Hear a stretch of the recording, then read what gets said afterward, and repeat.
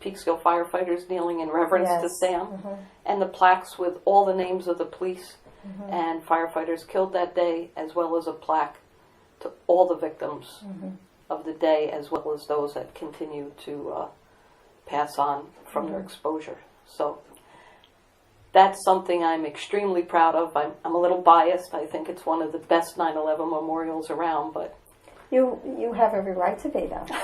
thank you. Yeah, Thank yeah. you. Now, I've seen it. I've been down there many times. I see it. It's beautiful. It's magnificent. And for those that are watching that haven't been down, go down and see it. Really, it's beautiful. It was it really was a work of love. I mean, it was. We all got into it for the right reasons, and I think it shows. Well, thank you. Thank you for enhancing our riverfront green with You're that welcome. beautiful tribute. Tell us about being a member of the Peekskill Fire Department. You're the first female firewoman, may I say, that I have met. I've known them to be all men. My dad was a member of Cortland Hook and Ladder. But when did you join the Peekskill Fire Department? 1998. Okay. I joined in 1998. This will be my 21st year. I've been fairly active right up until, there comes a certain point in time where it's a younger person's game. But I had belonged to Centennial Hose. Okay. I was a 4-time captain of Centennial Hose, the first female captain of Centennial Hose, not the first female company captain. But then I was, when we did away with the company captains, I was voted as the first female captain of the entire department. So Impressive. it's enjoyable, you know. It was Yeah. great to give back to the community, and we kind of need that because we're a small community, and I don't know that we can afford a fully paid staff. They're fabulous, they're outstanding, and we need them. Yeah. But I don't, people can volunteer. That would be fantastic. So you're also a member of what other companies within the Peekskill Fire Department? Columbian Engine, I am, and Cortland Hook and Ladder. I was the first female member of Cortland Hook and Ladder in 100 and some odd years. They had never had a female till I joined. So that's quite an honor. Yeah, sure. We have something in common there. There's my dad being the first African American Cortland Hook and Ladder, going back to like 1965. There you go. There you go. There you go. Good old Cortland Hook and Ladder. That's wonderful. So you're just not as active with the fire department anymore, or? No, I'm just, honestly, the interior stuff, there really is a point in time where you have to say, like, you know what, it's for the younger people. Yeah. I had done the parade. I was chairman of their 4th of July parade for 12 years. And I still get involved in that kind of stuff. And if there's a major fire, I will still go as an exterior person, Sure. to help with things on the outside. But Wow. Well, thank you. It's been a pleasure. my pleasure as well. And thank you for serving the community as you have done and you continue to. And wishing you all the best on St. Patrick's Day. Thank you. Okay? Thank you for this honor. I appreciate it. Great. Have a great day. You too.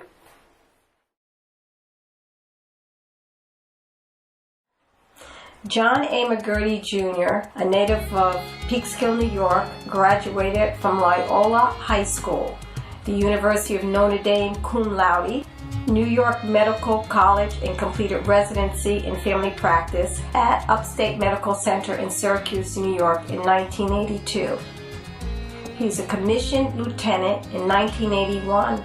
He was assigned as Senior Medical Officer, USS Nassau, NAS, Oceana Branch Medical Clinic, and Naval Hospital, Yokosuka, Japan, while on active duty.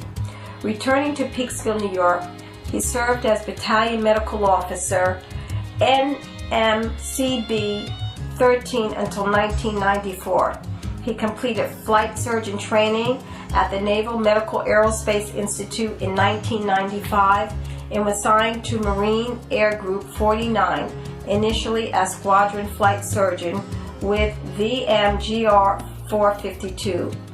Later that year, he became MAG 49 Group Surgeon, remaining through 2003. He was assigned to VP 66 for 3 years, during which time was mobilized to active duty in 2005 to support 4th MAW HMM 764 with deployment to Al-Assad, Iraq. During this deployment, he was further assigned to Shock Trauma Platoon Surgical Company in Al-Qaim. After returning from the deployment, he was selected as wing surgeon for the 4th Marine Aircraft Wing Marine Forces Reserve. He again mobilized to active duty in 2009, deploying to Camp Bastion Leatherneck in the Helmand Province, Afghanistan, to support and further assigned to the NATO Role 3 Camp Bastion Emergency Department. As collateral duty, he served as chair of the Executive Committee of the Medical and Dental Staff, Navy Medical Support Command, conducting peer review of individual medical credentials at NAS Jacksonville from 2004 to 2009. He was again mobilized to active duty in 2011, serving as U.S. Marine Forces Central Command and U.S. Marine Forces Reserves Headquarters as Force Surgeon through 2016. He retired after 35 years of active and reserve duty on December 1st, 2016. Captain McGurty is board certified by the American Board of Family Medicine and in civilian capacity an emergency medicine physician. He has been Associate Director and Director of Emergency Services at the Hudson Valley Hospital Center from 1996 to 2010 and was an emergency attending physician and EMS Director for Cortland Regional Paramedics and New York Presbyterian Hudson Valley Hospital.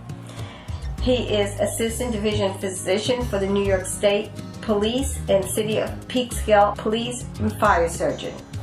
He is a Clinical Associate Professor of Family Practice at the New York Medical College and was a member of the Board of Directors at the Hudson Valley Hospital Center from 2001 to 2014. His personal decorations include the Legion of Merit, where he won 3 awards, Meritorious Service Medal, Air Medal, Navy Commendation Medal, 3 awards, Navy Achievement Medal, Iraqi and Afghanistan Campaign Medal, as well as various service medals and unit awards. Captain McGurty is married to the former Kathleen Ann Drum and his 3 children, Jennifer, who is a special agent with the FBI, Jessica, who is also a special agent with the FBI, and Lieutenant Commander Catherine Hutter, U.S. Navy, a naval aviator currently assigned to VR-57 at Naval Air Station, North Island, California. She is also a C-40 pilot. Hi, I'm here with Dr. John A. McGurty, Jr., and we are celebrating Irish Heritage Month, and I'd like to congratulate you on this honor, Dr. McGurty. Thank you very much. We're going to have a nice little conversation here because you have quite an impressive resume, and I don't know where you would like to start. Your medical or naval? Well, why don't we first start, since this is Irish Heritage Month, Okay. that I can provide a disclaimer right from the get-go that I am absolutely not 100% Irish, and that it's only the McGurty side, the 50% on my dad's side, that I have the pleasure of being a part of Irish Heritage Month. But the other side is from northern Italy in the Dolomites, and I'm certainly very proud of that as well. Sure. But regarding where to start, I would say probably start with Peekskill and start with how everything began. I have had the honor and pleasure to grow up in Peekskill, New York, from its inception way back in the 50s, and born at the old hospital. Grade school here at the Assumption in Peekskill. I used to commute to New York City to Catholic high school, Loyola High School, on to Notre Dame for my college education, New York Medical College. for medical school, Upstate Medical Center for residency, and then on to the U.S. Navy after that for a period of active duty before coming back home to Peekskill. I know your dad was a very, very well-known doctor here in Peekskill as well. So you knew from the time you were a young child, this is what you wanted to do? Do you want to follow in Dad's footsteps of being a doctor? Or? Well, I must say that I respected my dad, and I also so very much was impressed by how that so many of his patients would tell me how much that he would have been helping them out. And over the years, it really became very apparent for me that calling to medicine was there. And there was never really a second thought along the way. There might have been a second thought here and there, but it was quickly dissipated. You knew that's what you wanted to do. That's correct.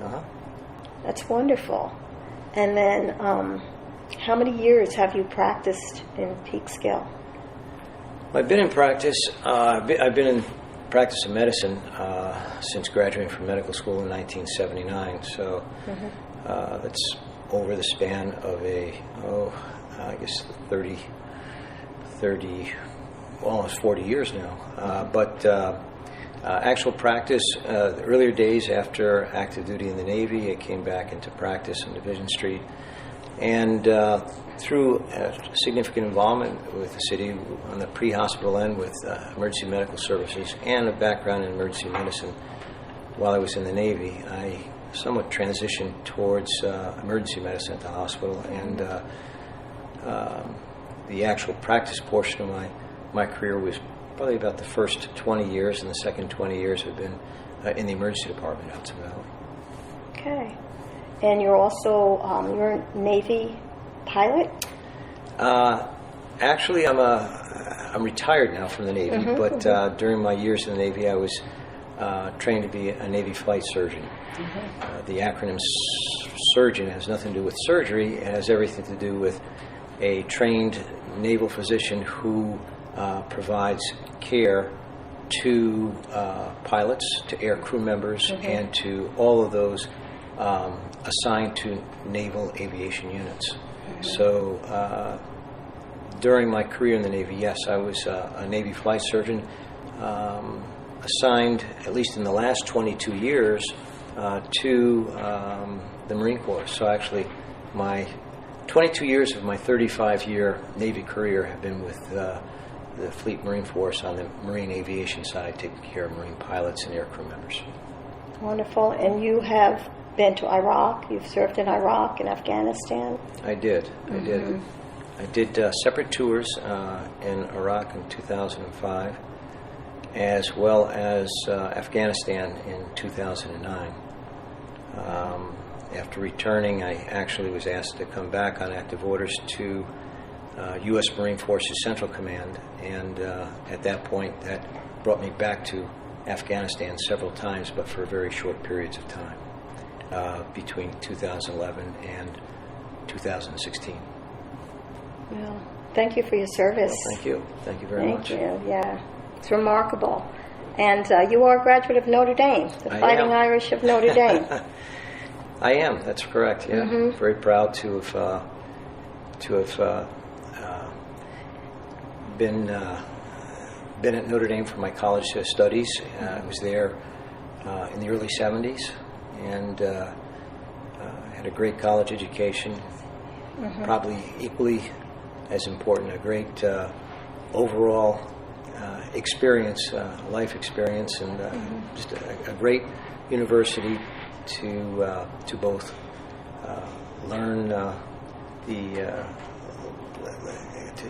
to both learn and also to mature and to become what I am today.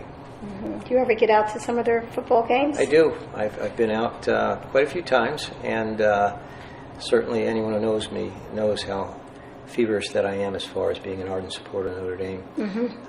So yes, just this past season I was out for the Stanford game in the early part in September. Okay, it's wonderful. So let's talk about the Irish side of your family. Sure. What can you tell me about the Irish heritage? I would be, let's see, it would be my great-grandparents that actually were born and raised in Ireland. Their children were born and raised here in New York City, Manhattan. Both my grandmother and grandfather on my father's side. And we come from the northern area around the Cavan-Leitrim border, not in North Ireland, but in Ireland itself. And been back there. I had the pleasure of going back several times to visit potentially some very distant cousins, but a little unclear because it was the great-grandparents that were there first. I can say that I know somewhere along the line our name was spelled with an O-U-R-T-Y and not with U-R-T-Y, so it's originally M-C-G-O-U-R-T-Y. And I've met a number of McGurtys who have come from that Cavan-Leitrim area in the past. But that would be the Irish side. My dad was born in Manhattan, and he and my two uncles were brought up in a very Irish household there in northern Manhattan. And I would say that certainly along the way we enjoyed a number of Irish traditions, but as children growing up. But at the same time, though, still I had a devotion to my mom's side of the family as well. Of course, naturally. yeah. I would see you jogging through Peekskill when I used to commute to Manhattan, and I guess the first dog, his name was Guinness. First dog's name was Guinness, second dog is Murphy. And he, at 11 and a half, he still is hanging in there and seems to enjoy getting out for some exercise. So you have an affinity for German police dogs, huh? We do along the way. They're very, very, very loyal, and they're very, very good with the family. And growing up, our children enjoyed having them here, and I can say that at the same time they were a source of comfort to me when I was away in the Middle East with Kathy here alone. That she had her companion with her. And good watchdogs. Great watchdogs. Yeah. Well, it was a pleasure speaking with you, Dr. McGurty. Thank you very much. And it was a pleasure. Thank you. I wish you a happy St. Patrick's Day. Thank you so very much. And hopefully you'll come down to the parade and watch us march. We'll be here. Okay. Absolutely. All right. Thank you. Thank you. It's been a pleasure. Same here. Thank you so much.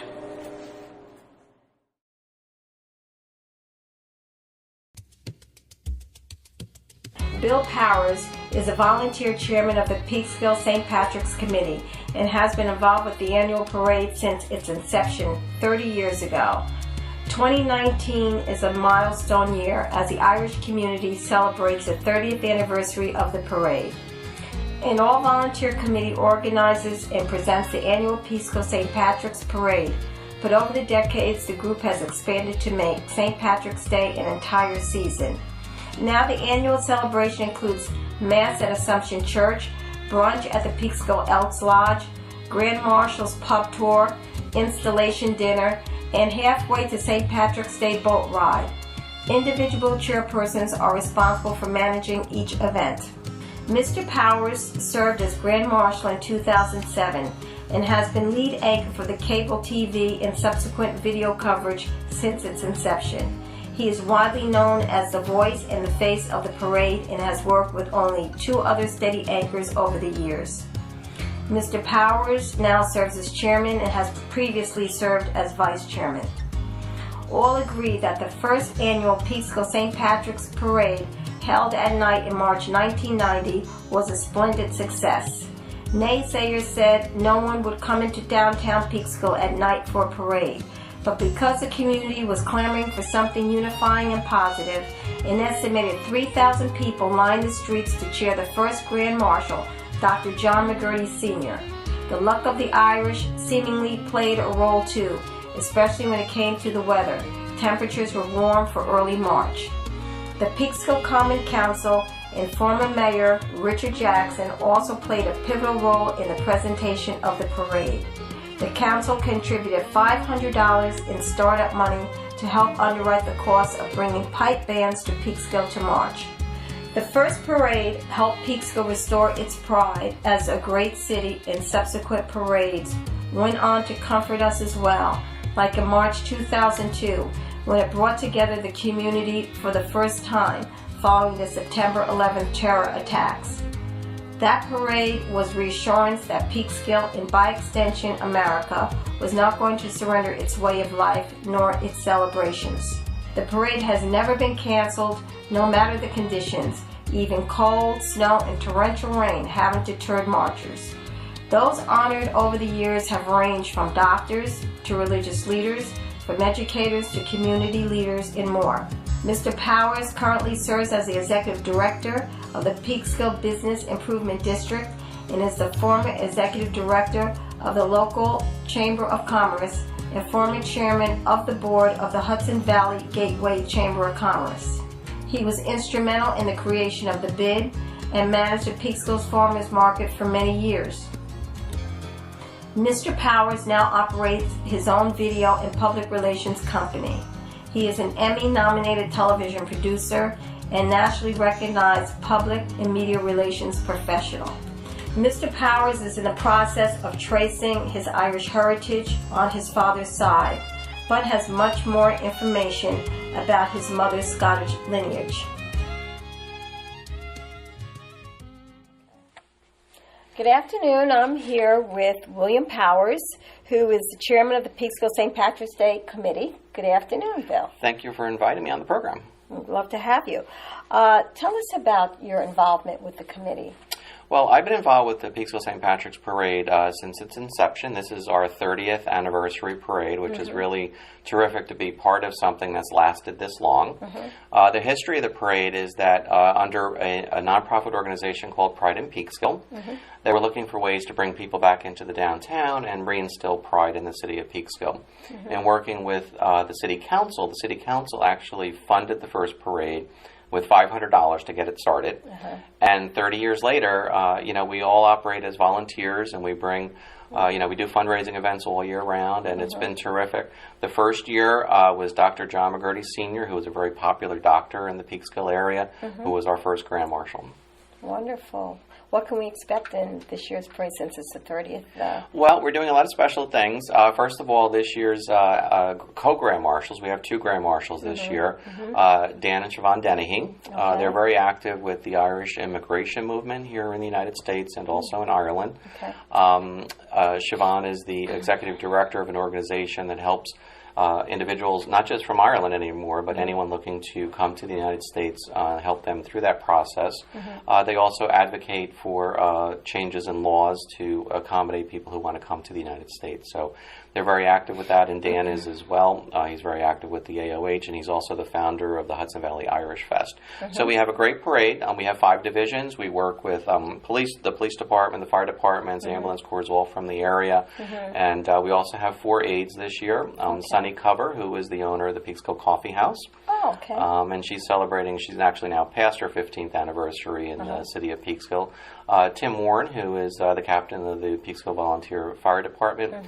Jim Witt, who operates Hope for Youth Foundation, and they've donated $3.7 million to children's charities in the Hudson Valley in the last 30 years. Wonderful. He does his long-range weather calendars. And that's it. All of that money goes back into the community. And then also Mary Pat Driscoll, who is the captain of the Evening Star. It's the boat that comes out of Peekskill to give people on guided tours. So we have a great collection of Peekskill folks who are being honored this year.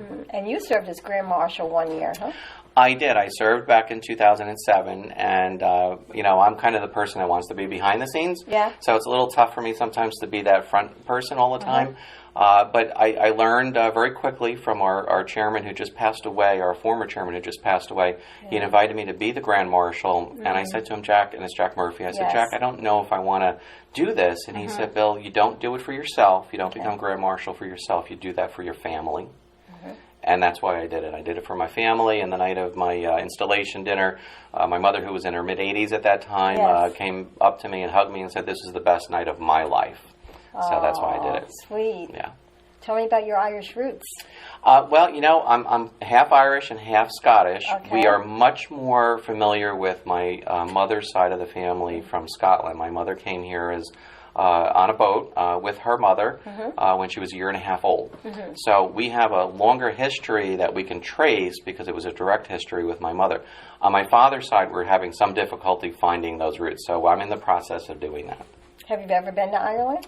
I have not. I would love to go someday. I have everybody that I know around me has gone, and I'm looking forward to going someday. I've been to Ireland.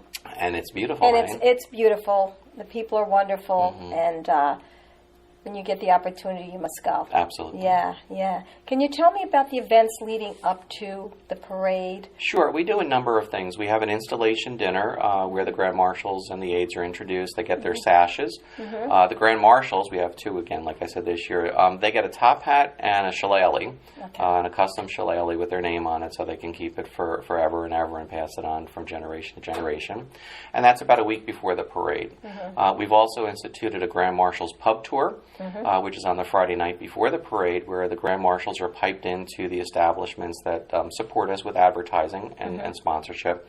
And they're piped in by Pipe Major Joe Brady. Yeah. So it's a little special event for everybody to go into the individual locations. Sure. And people meet up with us. They either come with us, they follow us, or they plop themselves down at a location and wait for the Grand Marshals to show up. And then on the day of the parade, it used to just be a parade. Yes. We've now expanded it to be a full day of activities. So we start at the Elks Club.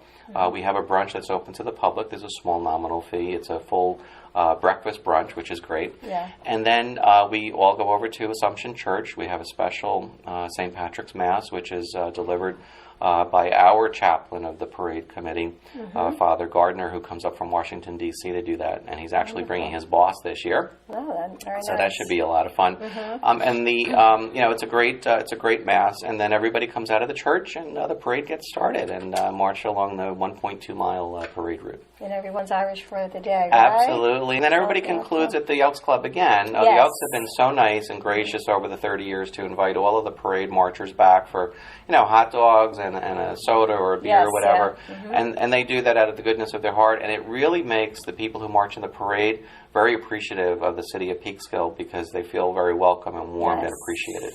Thanks. Well, as an Elk member, hmm I'd have to say thank you for that compliment. It's important Yeah, that the yeah. community groups stick together, and the Elks Club has been with us since the inception, and they also march in the parade too. so Yes, it's great. I marched with them a couple of years ago.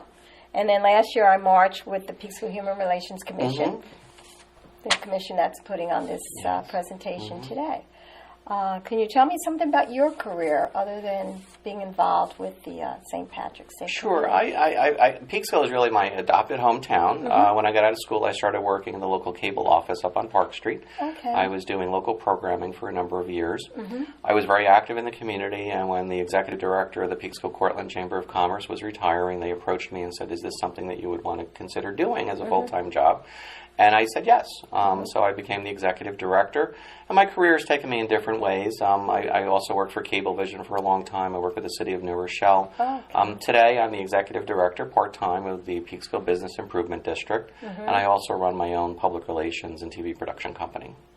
Fabulous. I keep busy. Yeah, you do. And you've been nominated for an Emmy. I was nominated for a New York Emmy Award. I produced a segment on a wounded U.S. veteran who lost both of his legs in an IED attack in Iraq. And they were paired him up with a service dog, so we followed him around for a day, how his dog really helps him through the day-to-day process of getting back to some normalcy in his life. Wow, what an honor. It was to meet him, Yeah. and it was an honor to meet him, too. Yes. Well, I want to thank you. Thank you. It's been a pleasure speaking with you. And for our listeners, you want to let them know what time the parade starts and the day? Sure. The parade is always the Saturday before the New York City parades for future reference. Sure. This year it's on Saturday, March 9th, and it steps off at 3 o'clock from near Assumption Church, winds its way through the downtown, and the reviewing stand is on the corner of Park and James Street. Thank you. Thank you. Thank you, Bill. It's been a pleasure. My pleasure. Thank you.